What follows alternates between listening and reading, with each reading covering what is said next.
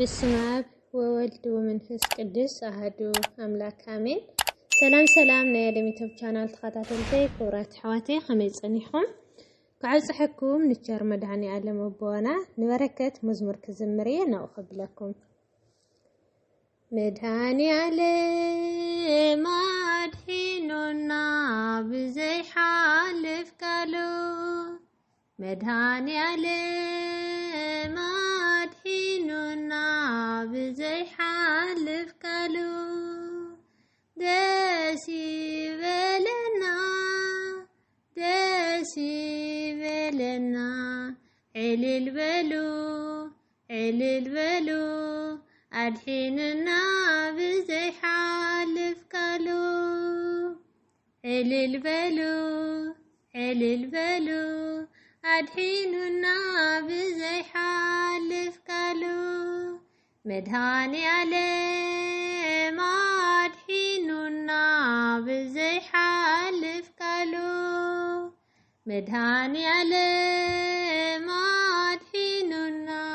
بزي حالف كالو داسي بلنا علل بلو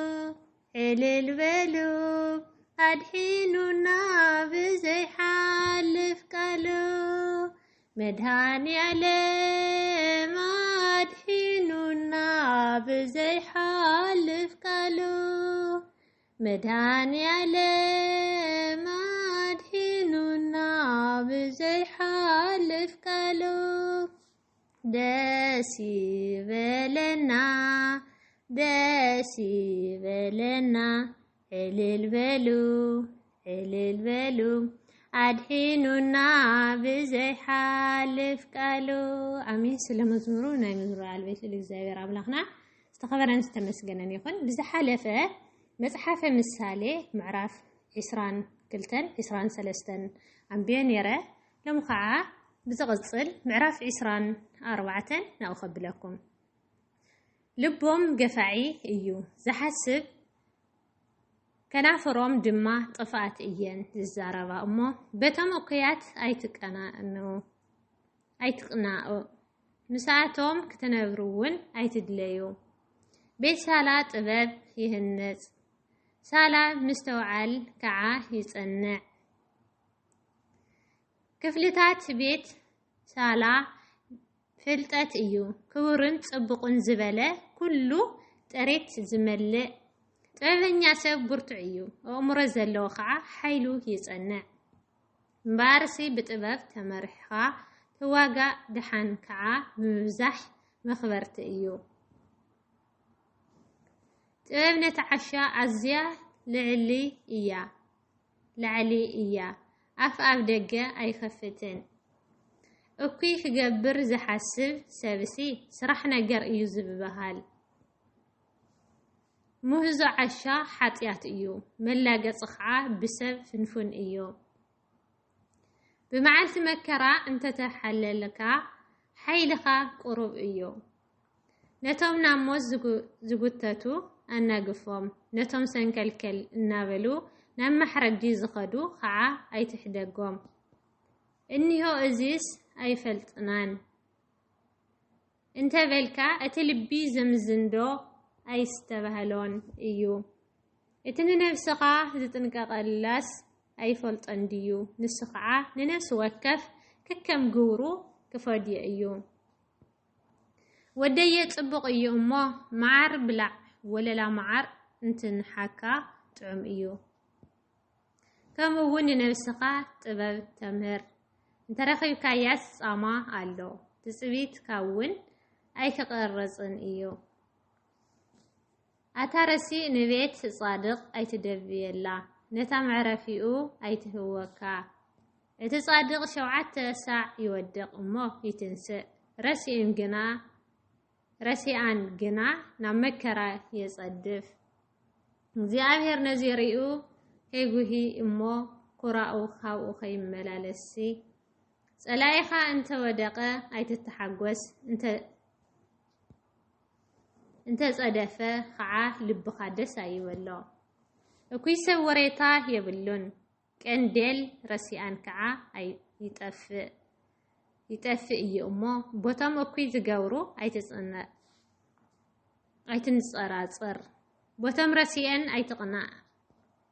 ወደየ ንእግዚአብሔር ንንጉስን ፍርሃዮም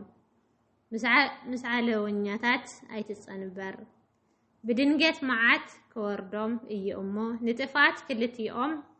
መን እዩ ዝፈልጦ ካልእ ማዕዳ እዚ እውን ካብ ጥበባን እዩ ኣብ ፍርዲ ኣድልዎ ምግባር ሰናይ ኣይኮነን ነቲ በደለኛስ ጻድቕ ኢኻ ዝብሎ ህዝብታት ክረግምዎ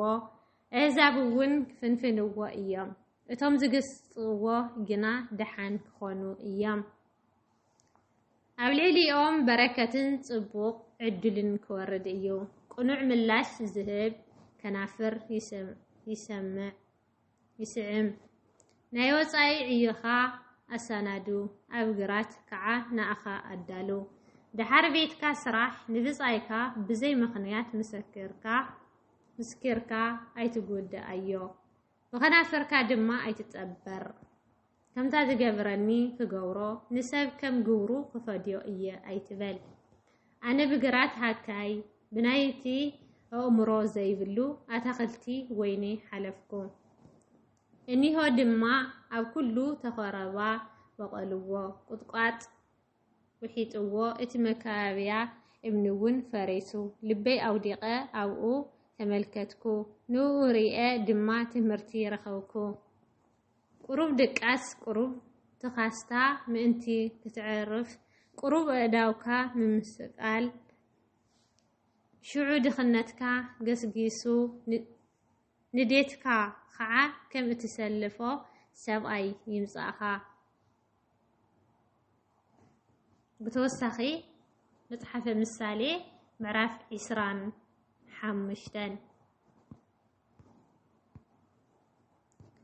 ካልእ ምስላታት ሰለሞን እዘን ምስላታት እዚአን ድማ ናብ ሰለሞን እየን ናይ ሕዝቅያስ ንጉስ ይሁዳ ሰባት ከዓ ኣኻኸብወን ክብሪ እግዚአብሔር ምስዋር ነገር እዩ ክብሪ ነገስታት ግና ምምርማር ነገር እዩ ልዕልና ሰማይን ማዕመቁ ምድርን ልቢ ነገስታት ኣይተመርመረን እዩ ንብሩር ካብ ዝዕጉ ኣጽርዩ እሞ ሽዑ ንጠረኛ ኣቕሓ የውጸሉ ንረሲ ካብ ቅድሚ ንጉስ ኣርሕቆ ሽዑ ዘፈን ንጉስ ብጽድቂ ይጸንዕ ኣብ ቅድሚ እቲ ዒንትኻ ዝረኣያ መስፍን ካብ እትዋረድሲ ናብ ዝልዕል በል ክብሉኻ ይሕሸካ እሞ ኣብ ቅድሚ ንጉስ ኣይትጀሃር ኣብ ቦታ ዓበይቲ ኣይትቁም ብጻይካ ምስ ኣሕፈረካ ኣብ መወዳእታ እትገብሮ ከይጠፍአካስ ናብ ባእሲ ኣይትቀልጥፍ ሰምዐ ከይጸርፈካ ስምካ ከዓ ከይኸፍእሲ ነገርካ ምስ ብጻይካ ተማጻር ሚስጥር ካልእ ግና ኣይትቕላዕ ብግቡእ ግዜ እንተዘረበ ቃል ከም ሮማን ወርቂ ኣብ ጻሕሊ ብሩር እዩ ንሰምዖ እዝነስ ጥበበኛ ገሳጺ ከም ቀለቤት ወርቅን ከም ስልማት ጽሪ ወርቅን እዩ እሙን ልኡኽ ነቶም ዝልእኽዎ ከምቲ ዛሕሊ ወርጪ ብግዜ ቀውዒ እዩ ንሱ ንነፍሲ ጎይታኡ ይቕስና ብዛዕባ ህያቡ ብሓሶት ዝጀሃር ሰብሲ ከምቲ ዝናብ ዘይብሉ ደበና ንንፋስ እዩ ፈራዲ ብትዕግስቲ ይቕለስ ልዙብ መልሓስ ከዓ ኣዕጽምቲ ይሰብር መዓር እንተረኸብካ እምብዛ ከይትጸግብ እሞ ከይትተፈወስ ዝኣኽለካ ብላዕ ብጻይካ ከይመንወካ እሞ ከይጸልአካስ ናብ ቤቱ እግረኻ ኣይተዘውትር እቲ ኣብ ብጻዩ ሓሶት ዝምስከርሲ መደሻን ሰይፍን በሊሕ ፍላጻን እዩ ብመዓልቲ ጸበባ ንዝጽግዖ ብኸባኽ ሰንን መናስስቲ እግርን እዩ ንሕዙን ልቢ ደርፊ ዝደርፈሉስ ከምቲ ብግዜ ቁሪ ንመድረብተኡ ዝቕንጥጦን ኣብ ጨው ከዓ መጺጹ ዘእትወሉን እዩ صلايخا انت طميه انجرا ابلعيو انت صمأون ماي استيو بزي خمزي غواهري اب رأسو تأكب እግዚአብሔር ከዓ ክፈድየካ እዩ ንፋስ ሰሜን ዝናብ የምጽእ ሓሜት ልሳን ከዓ ገጽ ተጸወግ ከም ምስናግራም ካብ ምስናግራም ሰበይቲ ኣብ ሓደ ቤትሲ ኣብ ዝባን ናሕሲ ብሓደ ወገን መቕማጽ ይሐሽ ካብ ርሑቕ ሃገር ዝመጸ ብስራት ከም ዝሑል ማይ ንዝመጸት ነፍሲ እዩ ኣብ ቅድሚ ራሲ ሰንከልከል ዝብል ጻድቕ ከምቲ ዝተዘረገ ዓይኒ ማይን ከም ዝሰበባ ዒላን እዩ መዓር ኣብዚሕኻ ምብላዕ ጽቡቕ ኣይኮነን ከምኡውን ከቢድ ነገር ምምርማር ዘሸግር እዩ መንፈሱ ዘይተግእ ሰብሲ ቅጽሪ ዘይብላ ዘፈረሰት ከተማ እዩ አሜን አሜን خمزي لنا تقدس قالو ناي قال بعل بيت للእግዚአብሔር አምላክና ዝተኸበረን ዝተመስገነን ይሁን ዘወደኮ ዘንጠብክዎ ባፈ ቅዱሳን መላእክት ተአረመለይ በኻሊ ቪዲዮስ ከዝመጽእ ሰናይ ቀንያት